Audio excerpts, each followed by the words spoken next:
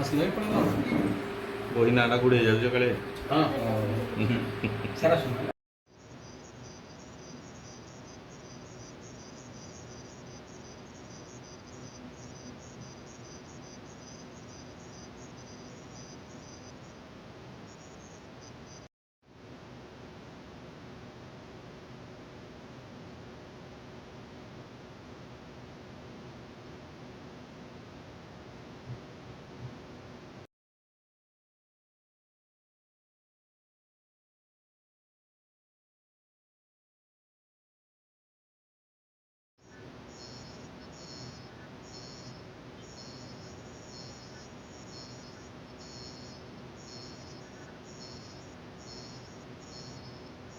ପ୍ରକାଶ ପାଇଛି ଚଳିତ ବର୍ଷ ମାଟ୍ରିକ ପରୀକ୍ଷାର ରେଜଲ୍ଟ।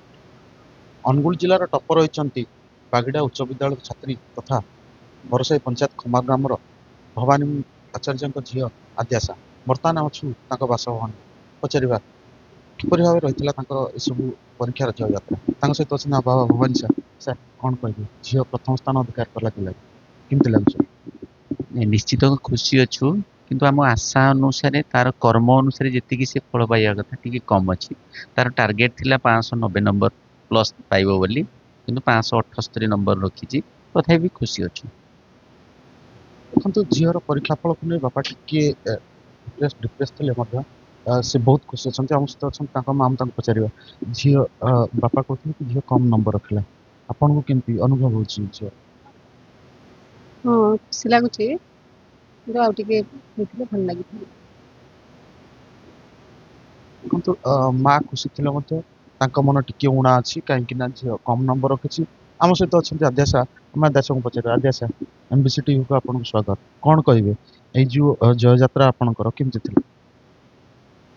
10th ଜର୍ଣ୍ଣି ବହୁତ ଭଲ ହେଇଥିଲା। ସ୍କୁଲ ଟିଚର୍ସଙ୍କଠୁ ଆରମ୍ଭ କରିକି ଟ୍ୟୁସନ୍ ଟ୍ୱିଟର୍ଙ୍କଠୁ ଆରମ୍ଭ କରିକି ବାବା ମା ସାଙ୍ଗସାଥି ସମସ୍ତେ ମୋତେ ସବୁ ପ୍ରକାର ହେଲ୍ପ କରିଥିଲେ।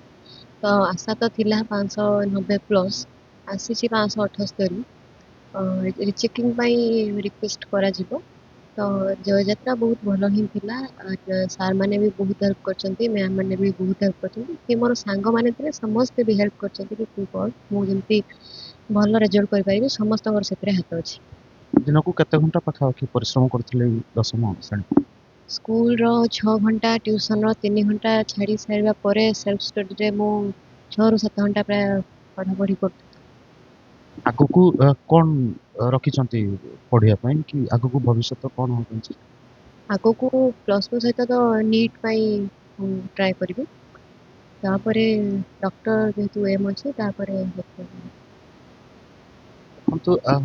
ପରୀକ୍ଷାରେ କମ୍ ନମ୍ବର ଟିକେ ରଖିଥିବାରୁ ଆଦ୍ୟାଶାଙ୍କ ମନ ମଧ୍ୟ ଉଣା ହେଇଛି, କିନ୍ତୁ ସେ ବହୁତ ଉତ୍ସାହିତ ଅଛନ୍ତି। ଆଗକୁ ନିଟ୍ ପରୀକ୍ଷା ଦେବେ, ଡାକ୍ତରୀ ପାଠ ପଢ଼ିବେ। ଆମ ସହିତ ଅଛନ୍ତି ତାଙ୍କୁ ପାଠ ପଢ଼ାଉଥିବା ଶିକ୍ଷକ ବଳେଶ୍ୱର ସାର୍। ଆମେ ତାଙ୍କୁ ପଚାରିବା, ସାର୍ ଆପଣଙ୍କ ଛାତ୍ରୀ ପାଠ ପଢ଼ି ଜିଲ୍ଲାରେ ଟପର ହେଇଛି, ଆପଣ କେମିତି? ମୁଁ ଆକ୍ଚୁଆଲି ତାର ଏକ୍ଜାକ୍ଟଲି ଟିଚର ଯଦିଓ ନୁହଁ, ତାକୁ ବେଳେବେଳେ ମୁଁ ଟିକେ ଗାଇଡ଼ କରେ, ପାଠ ବୁଝିବାକୁ ସାହାଯ୍ୟ କରେ। ମୁଁ ଯେତିକି ସମୟ ତା କଣ୍ଟାକ୍ଟରେ ଆସିଛି, ସେ ପାଠ ପୁରା ଅପ୍ ଟୁ ଡେଟ୍ ପାଠ ବୁଝେ ଆଉ 100ରୁ 100 ମାର୍କ ରଖେ। କିନ୍ତୁ ଏବେ ଯେହେତୁ ତାର ମାର୍କ ଟିକେ କମିଯାଇଛି, ସେଥିରେ ମୁଁ ବି ଟିକେ ଦୁଃଖିତ ଅଛି। କିନ୍ତୁ ସେ ପିଲା ନିଶ୍ଚିନ୍ତ ଭବିଷ୍ୟତରେ ଭଲ କରିବ, ଆଶା ଅଛି। ଆପଣ ଆଉ କିଛି ଆଶା ରଖିଥିଲେ କି ରାଜ୍ୟ ସ୍ତରରେ କିଛି ହେଇପାରିବ? ହଁ, ସେଇ କଥା ଆସୁଛି। ମୁଁ ସବୁଠି କହିବୁଲେ ଯେ ଏଇ ଛୁଆଟି ନିଶ୍ଚିତ ଆଦ୍ୟାଶା ଆଚାର୍ଯ୍ୟ ଟପ୍ 10 ଭିତରେ ଓଡ଼ିଶାରେ ସ୍ଥାନ ନିଶ୍ଚିତ ଗୋଟେ ଜାଗାରେ ରହିବ। ହେଇପାରିଲାନି, ଟିକେ ସେଥିପାଇଁ। ଦେଖନ୍ତୁ, ଆଦ୍ୟାଶା ରାଜ୍ୟ ସ୍ତରରେ କିଛି ରଖିବାର ମଧ୍ୟ ଉଦ୍ଦେଶ୍ୟ ରଖିଥିଲେ ଏବଂ ସେଥିପାଇଁ ସେ ମଧ୍ୟ ପ୍ରିପେୟାର ହେଇଥିଲେ। ଟିକେ କମି ରହିଯାଇଛି, ଯେଉଁଥିପାଇଁ ନେଇ ସେମାନଙ୍କର ମନ ଦୁଃଖ। ତଥାପି ସେମାନେ ବହୁତ ଉତ୍ସାହିତ ଅଛନ୍ତି। ଆମେ ମଧ୍ୟ ଆଦ୍ୟାଶାଙ୍କର ଉତ୍ତରୋତ୍ତର କାମନା କରିବୁ। ଛେଣ୍ଡିପଦାରୁ ହଟକିଶୋର, MBC।